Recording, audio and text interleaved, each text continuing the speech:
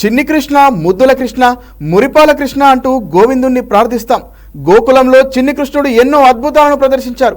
కేరళ రాష్ట్రం కొట్టాయం సమీపంలోని తిరువప్ప శ్రీకృష్ణ దేవాలయం ఎన్నో అద్భుతాలకు సాక్ష్యంగా నిలుస్తుంది. స్వామివారి విగ్రహానికి 7 సార్లు మహానైవేద్యం పెడతారు. ప్రతిసారి నైవేద్యం తగ్గిపోవడం విశేషం.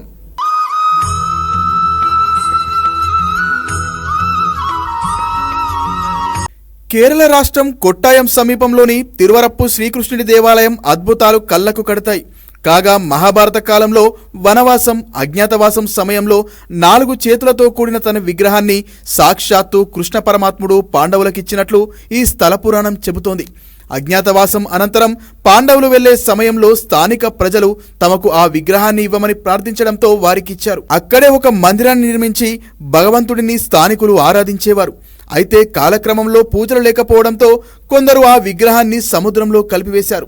అనంతర కాలంలో విశ్వమంగళం స్వామియార్ ఒక పడవలో అక్కడికి వచ్చారు.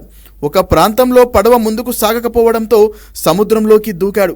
అడుగు భాగాన శ్రీకృష్ణ విగ్రహం కనిపించింది. వెంటనే తీసుకొని పడవను చేరుకున్నాడు. అయితే పడవ తూర్పు వైపుగా పయనించి ప్రస్తుతం ఆలయం ఉన్న ప్రదేశానికి చేరుకోవడంతో అక్కడే విగ్రహాన్ని ప్రతిష్ఠించినట్లు తెలుస్తోంది.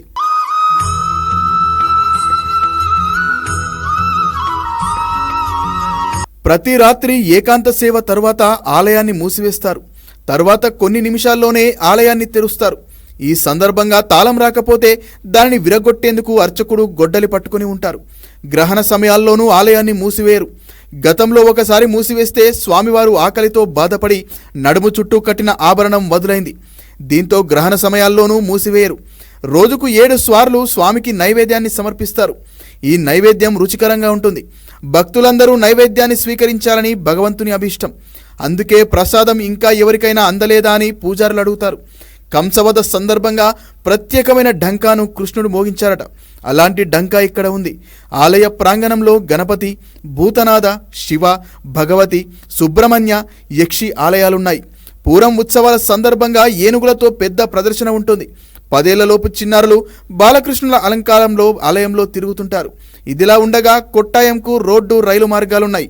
కొచ్చి విమానాశ్రయం నుంచి ఇక్కడకు చేరుకోవచ్చు.